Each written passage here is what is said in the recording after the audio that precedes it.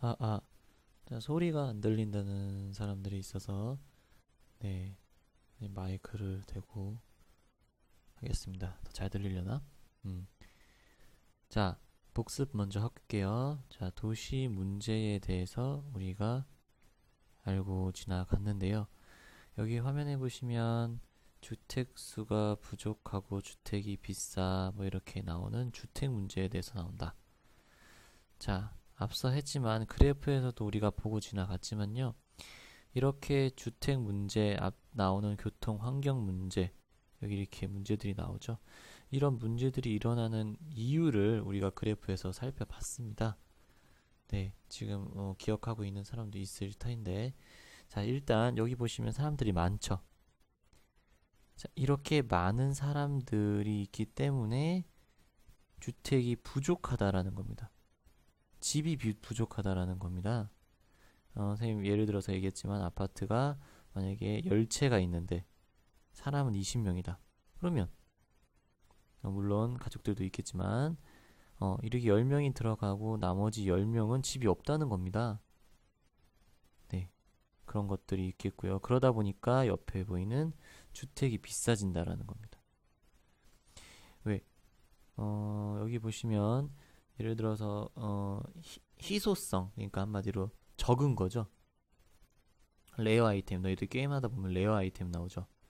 레어가 당연히 비싸잖아요. 그죠? 그러니까 그만큼 드물게 나오면 비싸는 것처럼 여기서도 마찬가지 집값이 지금 아까 여기 했듯이 10명이 있는데 20명이 있어. 10채가 있는데. 그럼 이 경쟁을 하다 보니까 당연히 비싼 사람한테 집을 팔겠죠. 그러다 보니까 점점 가격이 비싸지겠죠. 집이 없으니까. 그리고 도시에서 낡은 주택들이 있습니다. 이런 것들이 주택 문제. 오래되고 낡은 주택에는 뭐 사람이 몇 명밖에 못 살 터이고, 그쵸? 네. 뭐 1층짜리 집이 있고 5층짜리 집이 있다. 그럼 어디가 더 당연히 많이 살겠습니까? 그쵸? 그렇게 오래되고 옛날 집, 낡은 집에선 낡은 집들이 있기 때문에 이렇게 주택 문제가 도시에서 발견되는 거고요. 뭐, 자, 여기 보시면 교통 문제도 마찬가지입니다. 뒤에 다시 얘기하겠지만 일단 도로가 도로는 계속 2차선이에요. 2차선짜리 도로가 있는데 그죠? 어, 차는 처음에 10대 있다가 그죠? 뒤에 그래프에서 봤지만 차가 20대 있고 30대, 40대 막 이렇게 쭉쭉 늘어남에 따라서 당연히 도로가 복잡해지겠죠? 네, 그걸 얘기하는 거고요. 그러다 보면 차가 많으면 당연히 사고도 잦아집니다. 그렇겠죠? 네, 5대 있는 것보다 10대 있는 게 더 사고가 잘 나겠죠? 네, 그런 거랑 똑같고요. 마찬가지 주차 공간은 10개인데 차가 20대야. 나머지 10대는 될 데가 없죠? 이런 식으로 주차할 공간도 부족하게 되겠죠. 자, 다 왜 이런 일이 일어나는지를 생각하셔야 됩니다. 왜 이렇게 차가 많아질까? 자, 대기오염, 수질오염과 같은 환경 문제. 크게 대기, 수질, 쓰레기 뭐 이런 식으로 나눌 수가 있는데요. 대기오염만 마찬가지 공기가 오염되는 것. 이유는 알겠죠? 차, 공장, 기타 등등. 수질오염은 마찬가지. 가정이나 공장 이런 데의 폐수. 그죠? 생활 폐수 같은 걸 얘기할 수 있겠고요. 쓰레기도 지정된 장소가 아닌 아무 곳이나 버리는 문제점들. 이런 것들이 존재하고 있습니다. 자, 그렇다면 그 외의 것도 뭔지 우리가 보아야 되는데요. 자, 우리 뭔지 알고 지나갔죠? 네, 일자리랑 사람들을 연결해주는 취업 박람회. 자, 이런 게 왜 있을까? 우리가 얘기했지만 일자리가 10개인데 사람은 20명이다. 그럼 당연히 네, 직업이 없는 사람이 생기겠죠. 그런 사람들에게 도와주는 역할을 할 거고요. 자, 여기 어린이집 들어가기 힘들다라고 했습니다. 자, 맞벌이. 맞벌이가 뭔지 알죠? 맞벌이. 엄마, 아빠 다 직장을 갖고 일을 나가는 겁니다. 그러다 보니까 선생님 같은 사람들이죠. 네, 근데 어린이집이 부족하면 아기를 맡길 수 없는 거죠. 네, 그런 것들에 대한 문제점이 있다는 겁니다. 자, 그러고 sorry. 자, 여기 보시면 그래프 해석해야 할 줄 알아야 된다고 선생님이 했는데, 자, 도시 인구가 이렇게 많다라는 겁니다. 촌락의 거의 9배 정도가 되죠. 자, 다들 도시로 나옴에 따라서 아래같이 보급률 보시면 수도권과 서울은 보급률이 낮습니다. 그 말은 뭐냐면 사람이 이렇게 있는데 주택이 주어지는 율이 적다는 겁니다. 전국에 비해서. 그죠? 수도권과 서울은 터무니없이 적죠. 서울이 제일 적죠. 자, 이 얘기인 즉슨 사람이 그만큼 많기 때문에 주택이 보급되는 율이 적다라고 볼 수가 있다는 겁니다. 자, 그렇겠죠. 지금 여기 보시면 도시로 사람들이 많이 몰렸기 때문에 이렇게 수도권, 서울에 사람이 많이 몰렸기 때문에 위에 보시다시피 주택률, 보급률이 주택이 부족하다는 걸 얘기하는 그래프입니다. 2012년. 그럼 지금은 더 부족해졌겠죠? 옆에 마찬가지 자동차 등록 대수. 자동차는 점점 늘어납니다. 자동차가 왜 늘어날까요? 당연히 연관이 있겠죠? 도시로 사람들이 모여드니까. 그런데 도로 길이는 선생님 저번 시간에 얘기했듯이 늘어나지가 않다는 거죠. 늘어나는데 한계가 있죠. 왜? 땅덩이가 한계가 있잖아요. 집을 다 밀고 도로를 만들 수가 없잖아요. 그렇죠? 그러니까 지금 도로는 점점 없어지는데 차는 늘어난다. 한마디로 그럼 어떻게 되겠습니까? 아까 얘기했듯이 10대가 있을 때는 이렇게 공간이 있었던 도로가 20대가 되면 그만큼 빡빡해지니까 네, 복잡해진다라는 겁니다. 그렇죠? 자, 여기까지 하고선 이 문제들을 해결하기 위해 어떻게 할 수 있을까? 선생님 활동지 줬습니다. 이 뒤에 영상을 보기 전에 잠깐 멈춤 누르고요. 네, 그 활동지에 있는 해결 방법, 내가 생각하는 해결 방법에 대해서 쓰고 다시 영상 플레이입니다. 자, 어떤 노력을 하고 있는지 한번 써봤습니까? 자, 여기는 간단한 예만 나옵니다. 한 가지씩 예가 나오니까 여기 있는 게 무조건 다 이 방법밖에 없다라는 게 아니라 너희가 생각하는 것도 정답이 될 수 있고요. 선생님이 이거 이후에 제시되는 게임 안에서도 해결 방법이 있는데요. 그게 다가 아닙니다. 너희가 새로운 걸 생각해 올수록 당연히 내일 뭐 한다고 했죠? 네, 증약시장 당선한다고 했죠? 네, 그 증약시장 당선에 유리해지게 되겠습니다. 자, 여기 간단히 보시면 자, 비싼 주택가격 아까 앞에 도시 문제에서 있었죠.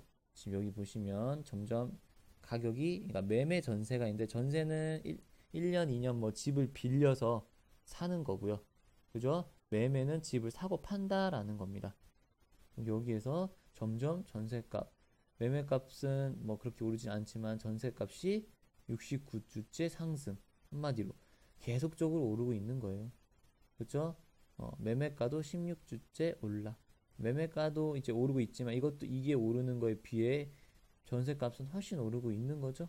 네, 요즘에도 이렇게 집값이 오르고 있는 모습이 보여지고 있고요. 자, 그럼 이런 것들을 해소하려면 어떻게 해야 되나? 이거 아까 선생님이 얘기했지만 집은 한정되어 있는데 사람이 많아서 집을 다 갖기가 어렵다고 했죠. 자, 그럼 그거 해결 방법 뭡니까? 그렇죠.